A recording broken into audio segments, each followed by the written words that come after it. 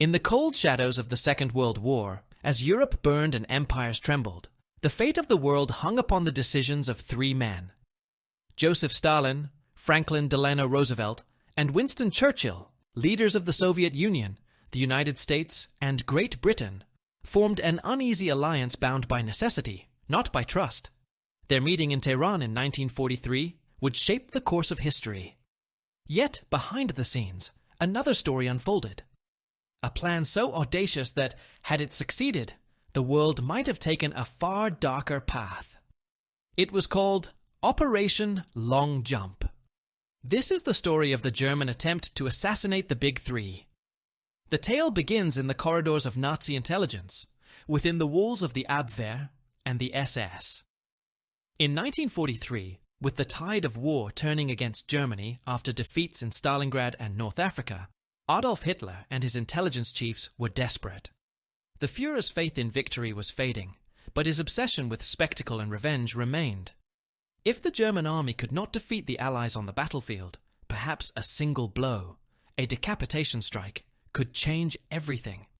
The idea for Operation Long Jump emerged from these desperate discussions. The plan was to eliminate Stalin, Roosevelt, and Churchill during their first joint conference. It would be an unprecedented act, to strike at the heads of the Allied coalition, to decapitate the leadership that guided the global war against the Third Reich. In 1943, intelligence reached Berlin that the Big Three would meet somewhere soon. Hitler's security services, led by SS Obergruppenführer Ernst Kaltenbrunner, began to gather information. At first, the location was uncertain. Cairo was discussed, then Baghdad. But soon, reliable reports confirmed it would be Tehran, the capital of neutral Iran, a city under the watchful eyes of both Soviet and British intelligence. Iran was a fragile place. Officially neutral, it had been jointly occupied by British and Soviet troops in 1941 to secure supply lines and oil fields. The city of Tehran swarmed with spies. British agents, Soviet NKVD operatives, American officers, and German saboteurs all moved through the same streets, the same markets, and the same embassies. It was a perfect city for a conspiracy. According to later Soviet intelligence reports, the German plan was simple in conception, but intricate in execution. Paratroopers and agents were to be dropped by air near Qom, about 60 kilometers from Tehran. From there, they would infiltrate the city, link up with resident German agents, and prepare a coordinated strike during the Allied summit. Their goal? Assassinate the Big Three leaders and sow chaos in the Allied ranks. At the heart of this plot stood Otto Skorzeny, Hitler's favorite commando. Skorzeny had become a legend after leading the daring rescue of Benito Mussolini from captivity in the Gran Sasso raid. Tall, scar-faced, and fanatically loyal, he embodied the Nazi myth of the elite soldier. According to some accounts, he was tasked with organizing or at least overseeing the assassination attempt. Whether Skorzeny personally managed the Tehran plot remains debated, but his reputation lent credibility to the story. The Germans' initial move was to establish an advance team in Tehran. 6 agents, disguised as civilians, parachuted into Iran in late 1943. They carried radios, forged documents, and gold coins to finance the operation. But they never completed their mission. Soviet counterintelligence, the NKVD, had been alerted. At this point, the story shifts from the offices of Berlin to the labyrinthine alleys of Tehran. The Soviets had one of the most formidable intelligence networks in the world, and its presence in Iran was strong. Under the direction of Nikolai Kuznetsov and the Soviet embassy's security chief, intelligence officers intercepted German communications and monitored suspicious activity. The city became a chessboard of spies, each side maneuvering in the shadows. It was through this network that the NKVD reportedly discovered the outline of Operation Long Jump. Soviet agents arrested members of the advance team soon after their landing.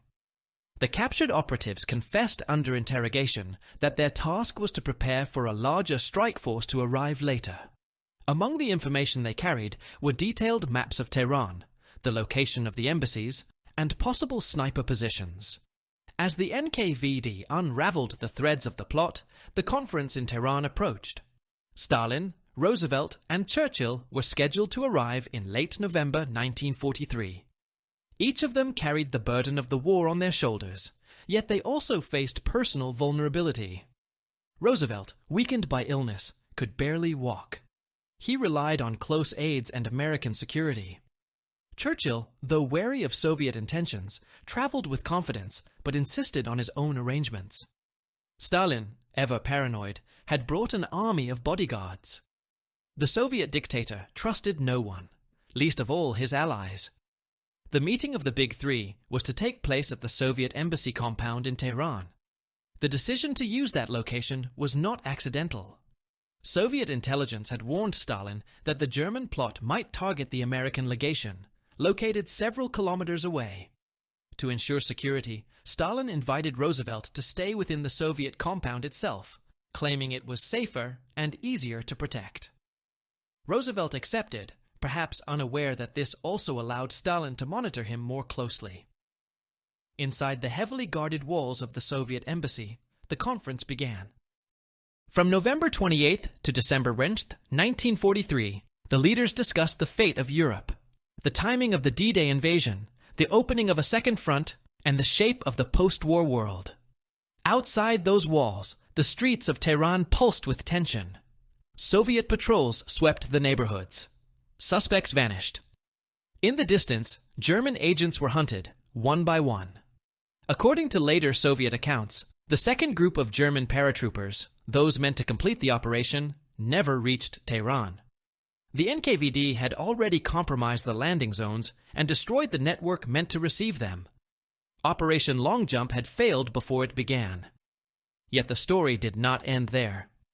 For decades, historians and intelligence experts debated whether the assassination plot was real or partly fabricated, a myth amplified by Soviet propaganda to showcase the brilliance of their counterintelligence services.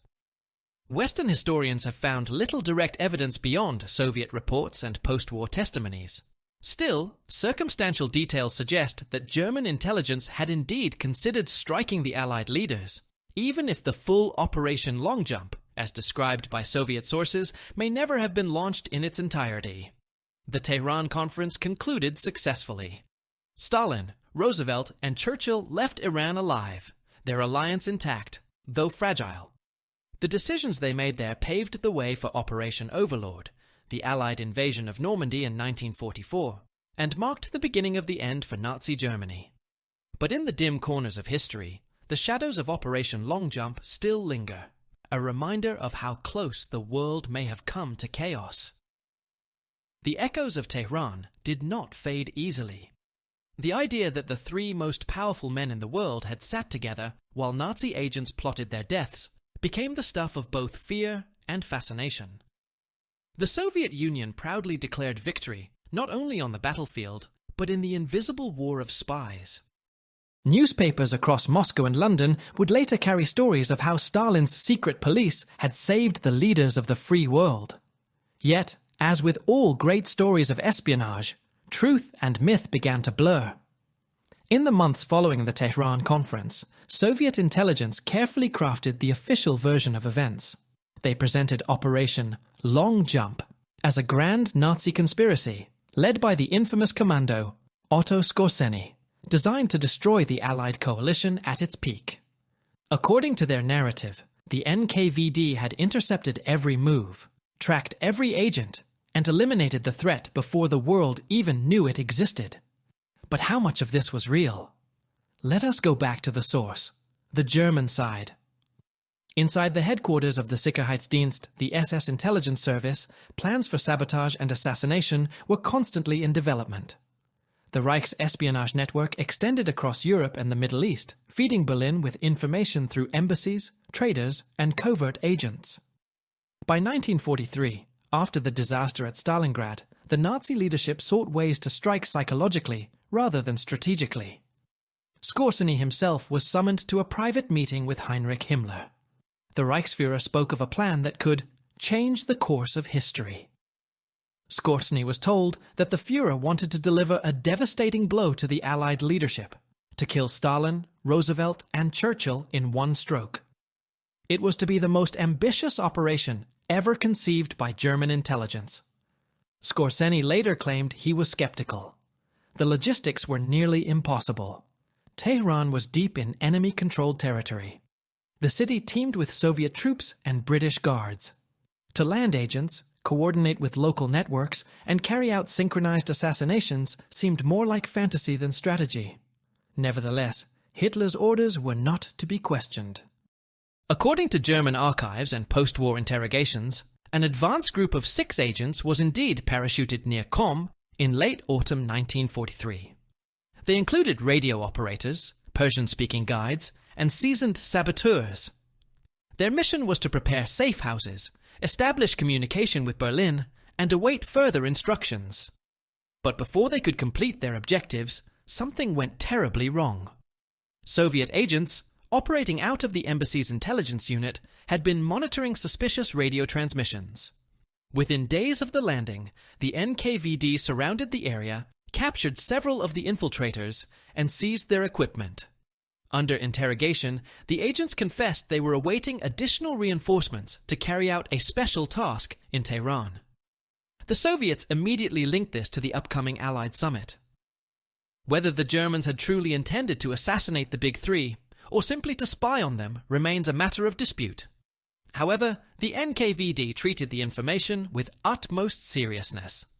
Stalin himself was informed directly by Lavrenti Beria, head of Soviet state security. The dictator's paranoia, already legendary, intensified. He ordered round-the-clock surveillance and insisted on personal control of every security arrangement for the conference. The most curious aspect of the story lies in how the Soviets used this intelligence. Roosevelt was initially supposed to stay at the American legation, a distance away from the Soviet compound.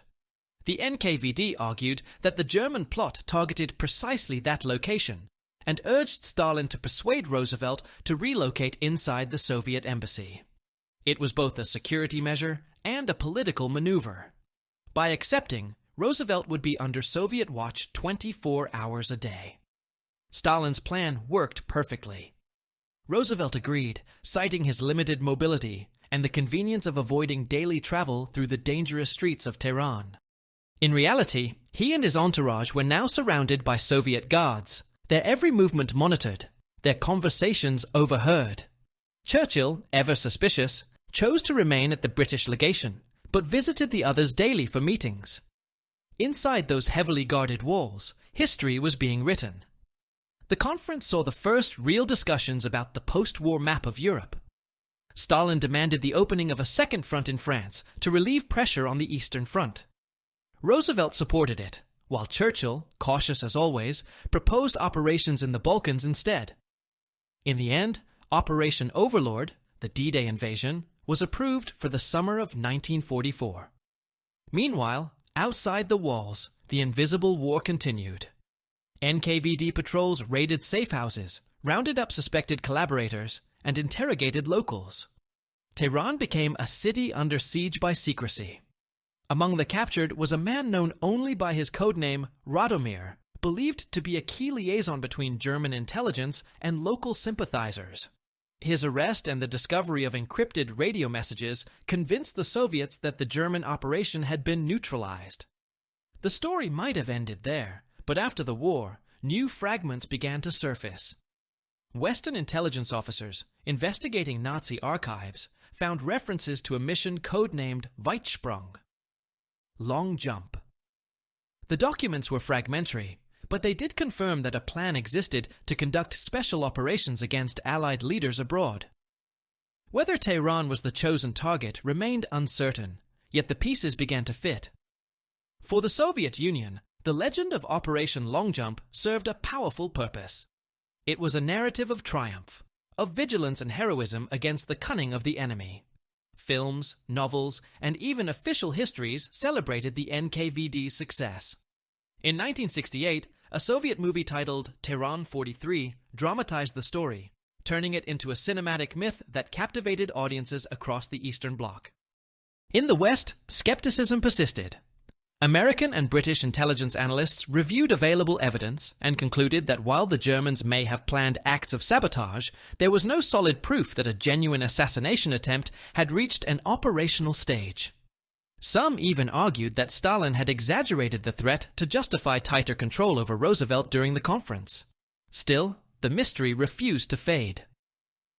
Otto Skorzeny himself, in his post-war memoirs, wrote ambiguously about the affair. He denied leading any such mission, but admitted that the idea was discussed, and that Hitler was obsessed with eliminating the Allied leaders. He dismissed the Soviet version as propaganda, but conceded that some German agents might have been sent to Iran for reconnaissance. If the operation had succeeded, the consequences would have been catastrophic. Imagine a world where, in late 1943, Stalin, Roosevelt, and Churchill were all killed in a single blow. The Allied coalition would have shattered instantly. The invasion of Normandy might never have occurred. The Soviet advance might have stalled. Germany could have regained months, perhaps even years, to regroup. But history took a different turn. The conference ended without incident, and by 1944, the Allies unleashed their full might. Hitler's empire began to collapse. The man who dreamed of assassinating his enemies would soon die in his own bunker, surrounded by the ruins of his ambitions. The story of Operation Long Jump, real or imagined, remains a haunting parable of wartime deception.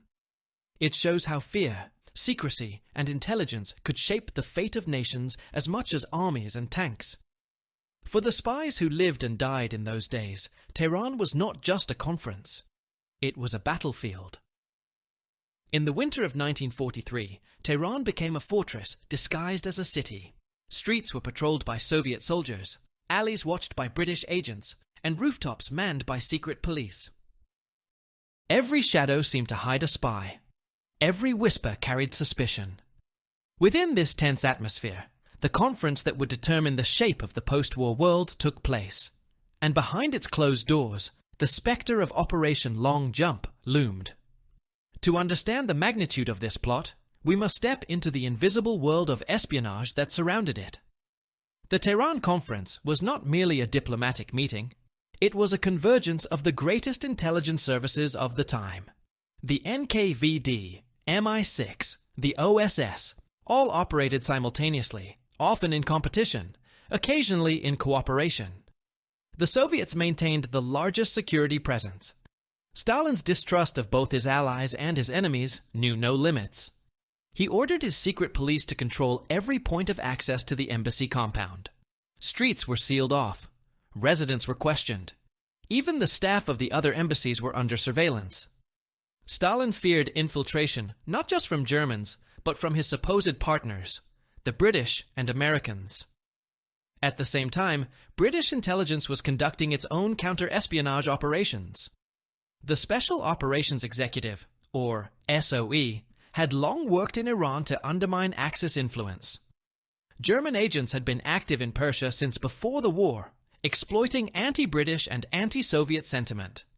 When British and Soviet forces invaded the country in 1941, they captured dozens of Nazi operatives, but many more escaped, blending into local communities. Tehran, with its maze of streets and cosmopolitan culture, offered the perfect hiding ground. The Americans, newer to the intelligence game, relied heavily on their British allies. The Office of Strategic Services, the predecessor of the CIA, sent a small team led by Colonel Donald Downs. Their job was to protect President Roosevelt and to coordinate with both British and Soviet security. But tensions were constant. Each side wanted control, and none fully trusted the others. Within this web of secrecy, the Germans' alleged operation found its stage. According to Soviet accounts, one of the key breakthroughs came from an unexpected source, a young woman known by the codename Anita.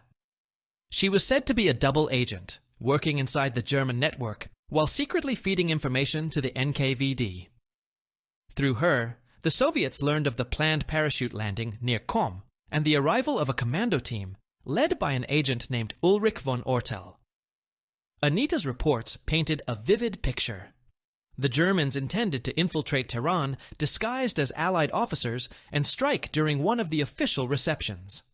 They had forged documents, false passes, and even uniforms stolen from captured Allied soldiers. The NKVD took no chances.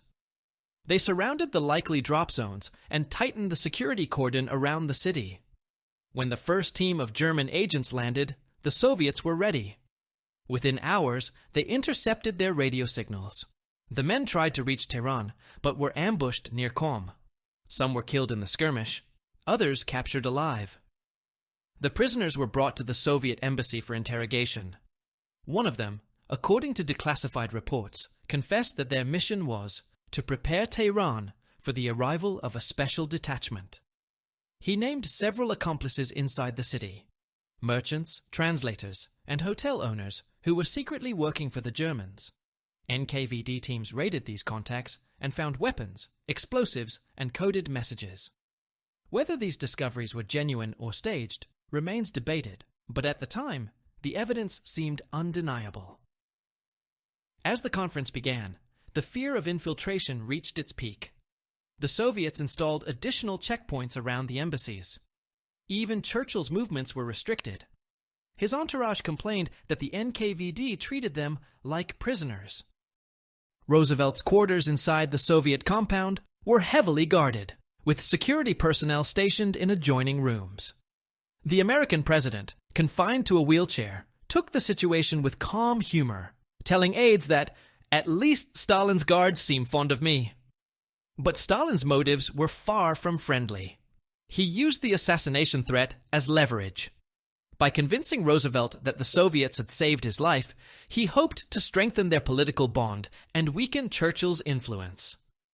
During the meetings, Stalin and Roosevelt often spoke privately, leaving Churchill isolated.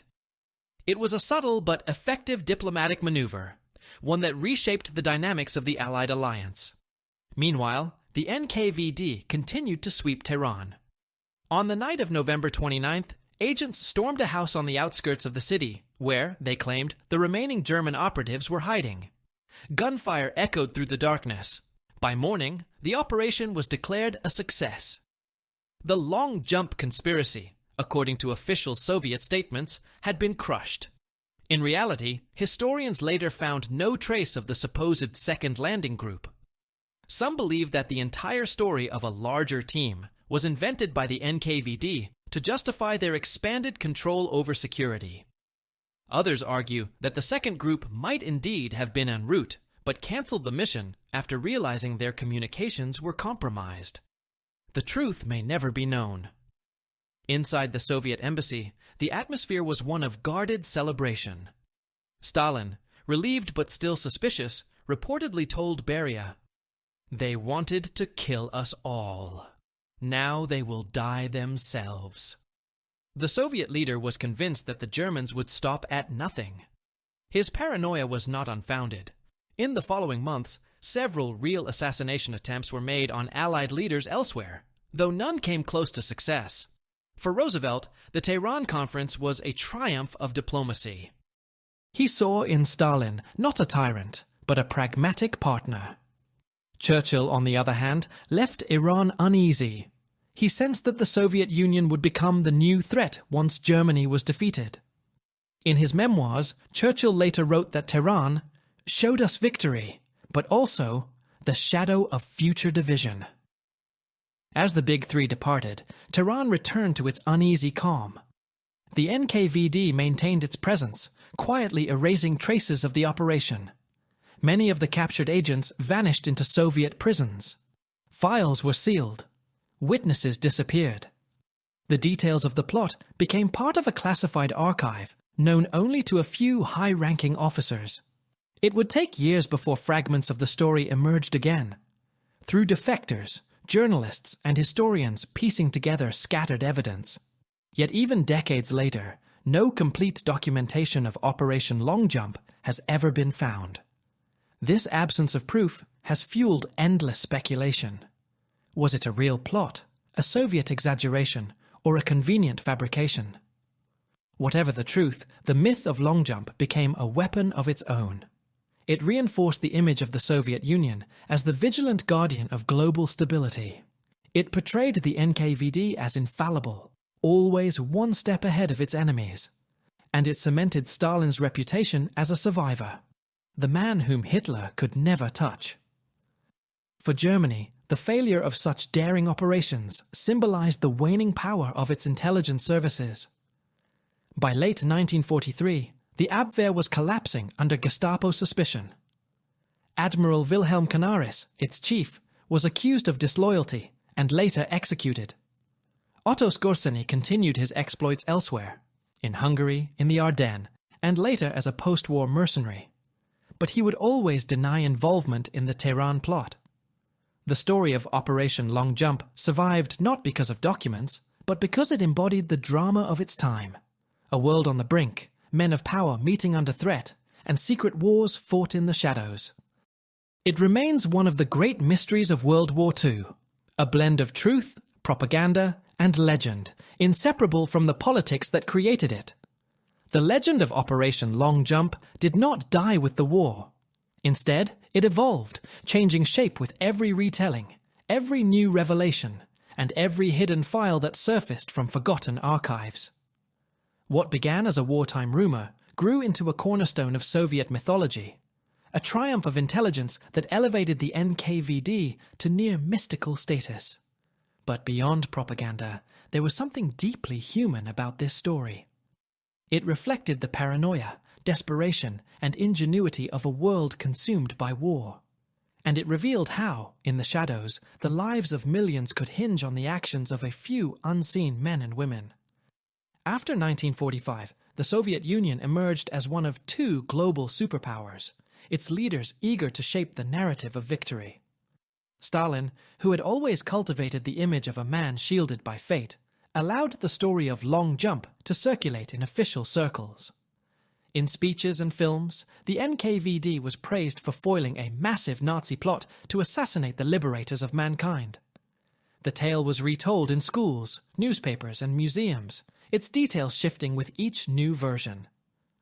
In some accounts, Otto Skorzeny was portrayed as the villain mastermind, leading a commando team that barely missed its target. In others, Hitler himself was said to have followed the plan closely, awaiting news of success from Tehran. The captured German agents were described as elite paratroopers, equipped with poison capsules and disguised as Allied officers. Such stories made for compelling drama, and the Soviet public, eager for heroes, embraced them wholeheartedly. The West, however, was more cautious. British intelligence had little record of any such grand operation.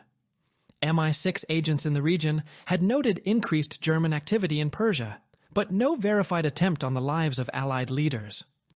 The Americans, too, found the Soviet version convenient but questionable. Declassified OSS reports from 1944 show skepticism. One officer wrote, "The NKVD has a habit of discovering plots at precisely the right political moment." Yet even among Western historians, not all dismissed the idea outright. The existence of fragments in German archives, coded references to Weitsprung, and intercepted communications mentioning special action in Iran gave the theory some legitimacy. The operation may not have reached an execution phase, but it almost certainly existed as a concept. To understand why Tehran was chosen, we must look at its geopolitical position. Iran in 1943 was a crossroads of empires and ambitions. Its railways carried vital supplies from the Persian Gulf to the Soviet front, a lifeline known as the Persian Corridor. German agents had long operated there, seeking to sabotage this route. After the Anglo-Soviet occupation of 1941, many of these operatives went underground. They established contacts with sympathetic locals, merchants, and even members of the Iranian elite who resented foreign control. The German embassy in Tehran had been closed, but remnants of its network survived. Weapons caches, secret radio transmitters, and safe houses still dotted the countryside. From Berlin's perspective, this made Iran a perfect staging ground for covert missions. The city itself was a mosaic of intrigue. Every embassy was a fortress, every diplomat a potential spy. The NKVD's Tehran station, commanded by General Ivan Agayants, played a critical role in unraveling the plot. Agayants, a veteran of Soviet intelligence, had built a vast network of informants and double agents throughout the Middle East. It was under his watch that the first German operatives were detected. In reports later submitted to Moscow, Agayans described the discovery as a decisive counterstroke in the global intelligence war. The interrogations of captured Germans were brutal. Soviet officers extracted confessions that detailed an intricate conspiracy involving multiple teams, hidden radio relays, and elaborate escape plans.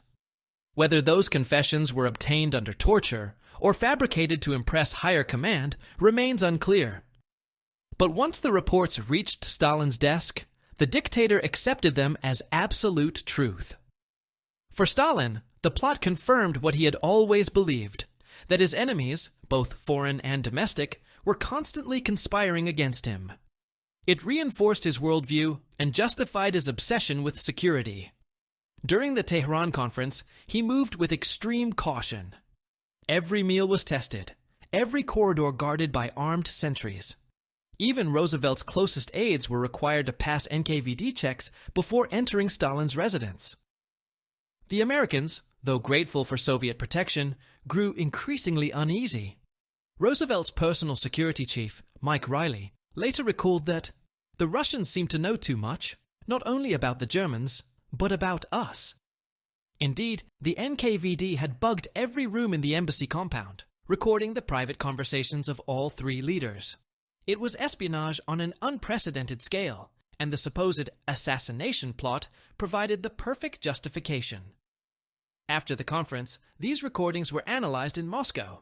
They provided Stalin with valuable insight into his allies' thinking, information that would shape his strategy at subsequent meetings in Yalta and Potsdam. If Operation Long Jump had been a myth, it was a highly useful one. Years later, when Soviet archives began to open, historians discovered that some of the reports from Tehran had been embellished. Files once marked top secret revealed inconsistencies in the testimonies of captured agents. Dates did not align. Names were contradictory. Some of the supposed operatives listed by the NKVD had never existed in any German records. It became clear that parts of the story had been exaggerated, perhaps to please Stalin, perhaps to strengthen the myth of Soviet omnipotence. Still, certain facts remained undeniable. German intelligence did have operatives in Iran. There were genuine attempts to gather information on Allied leaders. There were parachute drops. And there were communications between Tehran and Berlin that hinted at an important mission. Whether that mission was truly to assassinate the Big Three or simply to observe and report remains one of history's unresolved questions. Otto Skorzeny, after the war, lived a controversial life. Tried at Nuremberg and later released, he became a consultant for various intelligence services, even rumored to have worked for the Mossad in the 1960s. In his interviews, he always denied leading the Tehran mission, but spoke with a cryptic smile whenever asked about it. "If we had wanted to kill them," he once said, "we would not have failed." The story continued to echo through the Cold War.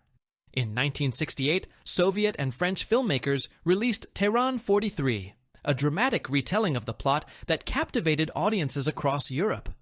In the film, the heroes, Soviet agents, race against time to prevent Nazi commandos from bombing the Allied leaders' meeting. It was pure fiction, yet it solidified the operation's place in popular imagination. To many, it was no longer a mystery, but a historical fact. For the Soviets, the film's success was more than entertainment. It was validation. The myth of Long Jump symbolized the eternal vigilance of socialism against fascism. It became a parable of loyalty, courage, and sacrifice, and for a generation raised in the shadow of the Great Patriotic War, it reaffirmed faith in the state's protective power. In the West, however, the story faded into the background, remembered only by historians and intelligence enthusiasts. Yet the idea lingered that in those few tense days of late 1943, the world had stood inches from disaster, and that unseen forces had prevented a catastrophe. Operation Long Jump remains one of the great enigmas of the Second World War. It is a story that sits uneasily between fact and fiction, history and propaganda. But perhaps that is its true meaning, that in the world of espionage, reality is never simple, and truth is always a shadow. In the years that followed the end of World War II, Operation Long Jump slowly drifted from classified intelligence reports into the fog of legend. Each decade added a new layer of intrigue, each witness a new perspective, and each nation a different motive for telling, or distorting, the truth. By the 1950s, as Cold War tensions rose, the story of a thwarted Nazi plot to kill the Big Three became a symbol of how close the world had come to losing its fragile order. It was retold in newspapers, spy novels, and memoirs, each version shaped by the politics of the time. To the Soviets, it was proof of their unmatched vigilance. To the West, it was an unsolved mystery, a glimpse into the labyrinth of wartime deception. Some of the first post-war analyses came from Western journalists who had covered the Tehran Conference. They recalled the extraordinary security measures, the constant patrols, and the mysterious arrests that occurred in the city during those tense days of late November 1943. Correspondents from Time and the New York Times noted that Soviet troops sealed entire districts without explanation. Rumors circulated among embassy staff that a German landing had been intercepted. Few details were known, but the atmosphere was unmistakably charged with danger. When Soviet intelligence veterans began to publish their memoirs decades later, the myth was revived with new energy. Former NKVD officer Gevorg Vartanian, for instance, claimed to have personally uncovered the plot as a young agent in Tehran. His story, told with cinematic flair, became the definitive Soviet version. He and his team allegedly tracked down the German commandos who had parachuted near Qom, intercepted their radio communications, and dismantled the entire network before they could strike. Vartanian's tale captivated the Soviet public. He became a national hero, celebrated in documentaries, and honored with medals. In his interviews, he described the operation in vivid detail. The night raids, the coded signals, the chilling moment when the NKVD learned that Hitler's assassins were already in Tehran. To many, his words seemed to confirm the authenticity of Operation Long Jump. Yet Western historians remained divided.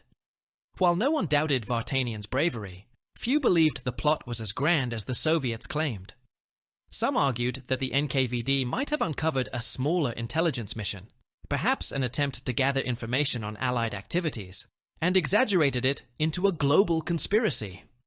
Others suggested that Stalin himself had encouraged the story to enhance his own prestige and justify his obsession with security. Indeed, the timing of the supposed discovery was politically perfect. The assassination threat gave Stalin leverage over Roosevelt, ensuring that the American president would stay within the Soviet compound, under constant surveillance. It also allowed Stalin to present the Soviet Union as the indispensable guardian of the alliance. In a world of propaganda and suspicion, perception was as powerful as reality. But what if there was more truth to the story than historians admit? Declassified German documents from the 1950s and 1960s, recovered from Soviet archives after Stalin's death, include fragments that mention special operations against political leadership. Among them are references to Tehran, though none directly use the codename Weitsprung. These fragments hint that Berlin may indeed have considered assassinating Allied leaders during a high-level meeting. One particularly intriguing report, written by an SS officer named Walter Schellenberg, speaks of feasibility studies for decapitation missions. The note suggests that Hitler believed eliminating Roosevelt and Churchill could cause chaos within the alliance, potentially forcing Britain and the United States to negotiate. While the report does not mention Tehran by name, the timing coincides precisely with the lead-up to the 1943 conference. If such a plan was discussed, even in theory, it would not have been unprecedented. Nazi Germany had conducted numerous assassinations and sabotage missions throughout the war. From the attempted kidnapping of Allied generals to operations targeting Tito and de Gaulle, the Reich had long experimented with special missions designed to alter the political balance. Tehran, though distant and dangerous, was not beyond their imagination. Meanwhile, in Iran, local memory preserved strange fragments of the story. Elderly residents of villages near Qom later recalled seeing parachutes descending one night in late 1943, followed by foreign-looking men captured by Soviet troops. Though unverifiable, these accounts added a human layer to the mystery, a sense that something unusual indeed had happened in those desert hills. As the Cold War intensified, Operation Long Jump found new life in propaganda battles. Soviet journalists used it to remind the world of Nazi treachery and Western weakness. Western writers, in turn, used it as a metaphor for Stalin's manipulation, an example of how the Soviet dictator used fear to control even his allies. The same story, told from two sides, reflected two realities. By the 1970s, filmmakers had transformed the legend into spectacle. The movie Tehran 43, released in 1981, blended espionage, romance, and historical drama. Its narrative was only loosely based on real events, but its impact was enormous. Audiences across the Soviet Union and Europe were mesmerized by the idea of Nazi commandos hunting the Allied leaders through the streets of Tehran, only to be defeated by brave Soviet agents. In the film's climax, as the assassins close in, the agents intercept them seconds before disaster. A triumph of courage and intelligence over evil. The cinematic version became so popular that many people assumed it reflected documented history. School textbooks and museum exhibits began citing the operation as fact. The myth had become inseparable from the truth. But with the fall of the Soviet Union in the 1990s, a new wave of researchers sought to separate legend from reality. Declassified NKVD archives revealed inconsistencies that even Soviet historians had quietly ignored. Some of the supposed German names listed in early reports were traced to ordinary Wehrmacht officers who were never involved in intelligence work. Others were entirely fictional. The radio transmissions, allegedly intercepted by Soviet agents, could not be verified. Yet not everything was fabrication. The interrogations did take place. The arrests were real. Soviet security did uncover German networks in Iran, and they did neutralize them. The distinction between spy and assassin may have been blurred, intentionally or otherwise. In wartime intelligence, categories often dissolve, and a reconnaissance mission can easily be painted as an assassination plot, depending on who tells the story.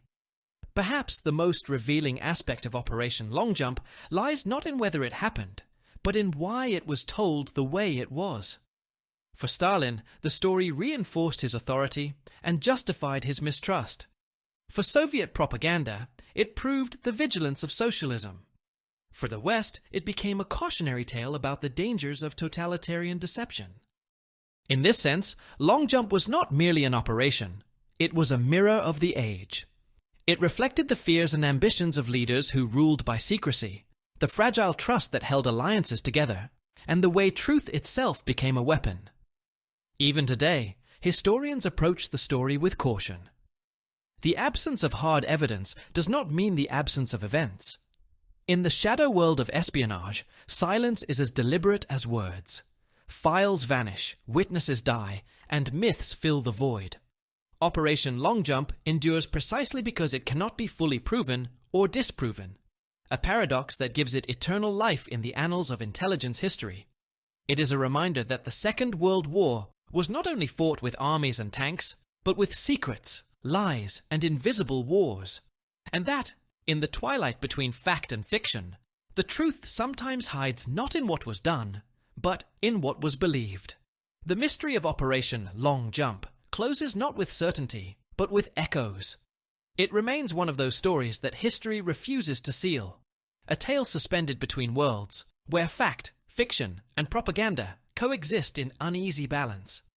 To this day, no definitive archive, no smoking gun, no final proof has surfaced to confirm the existence of a German operation designed to assassinate Stalin, Roosevelt, and Churchill in Tehran. And yet, too many fragments remain to dismiss it entirely. The world of intelligence rarely leaves behind clean evidence. Agents operate in silence, orders are given orally, and files vanish with their authors. In 1943, the Nazi regime was in disarray, its intelligence services competing and overlapping. The Abwehr, the SD, and the SS each ran their own networks, often without coordination. Within that chaos, an idea like Long Jump could easily have been conceived, partially planned, and then lost amid confusion and defeat. From the Soviet side, the story is clearer, but also more theatrical. The NKVD's reports, preserved in fragments, describe the discovery of a major conspiracy with all the flair of a political drama. They portray Stalin as the vigilant guardian, Roosevelt as the grateful ally, and Churchill as the wary observer. These narratives served multiple purposes. They glorified the Soviet state, justified the immense power of its security apparatus, and enshrined Stalin as a man protected by destiny. In the decades after the war, this image became part of the Soviet Union's official mythology. The idea that German agents had tried and failed to kill the leaders of the anti-fascist alliance confirmed the moral righteousness of the Soviet cause. It also gave weight to the notion that the NKVD, later the KGB, was not merely a security service, but the invisible shield of civilization. For ordinary citizens, the story was captivating. It had all the elements of a perfect narrative: heroes and villains, secret battles, close calls, and triumph against overwhelming odds. It was a spy tale that validated the suffering of war and made the immense machinery of state control seem necessary and even noble. In Western accounts, the tone was different. Scholars and journalists treated the story as a riddle to be solved. They searched for missing files, interviewed former agents, and compared testimonies. Many concluded that the plot was, at least in part, an invention, perhaps inspired by minor real events, exaggerated to serve political goals. Yet even the skeptics admitted one thing: something unusual did happen in Tehran during those days. Too many witnesses recalled the heightened security, the unexplained arrests, the sense of danger hanging in the air. The Tehran Conference itself was a milestone in global history. Within the Soviet embassy's high walls, the leaders of three vastly different nations laid the groundwork for the final defeat of Nazi Germany. There, they agreed to launch Operation Overlord, the invasion of Normandy, and to coordinate the endgame of the war. But beyond the diplomacy and declarations, Tehran also marked the beginning of post-war rivalries. Roosevelt saw Stalin as a pragmatic partner. Churchill saw him as a looming threat. Stalin, for his part, viewed both as temporary allies who would one day turn against him. In that atmosphere of mutual calculation, the story of a Nazi assassination attempt became a powerful symbol, one that could be used, retold, and reshaped for years to come. The legend of Operation Long Jump resurfaced again in the late 20th century. As former intelligence officers aged, some began to share their memories. In interviews broadcast on Russian television in the early 2000s, surviving veterans of the wartime NKVD once again recounted how they had saved the world in Tehran. They described coded messages, intercepted transmissions, and the capture of German saboteurs. Their passion was real, even if the details blurred over time.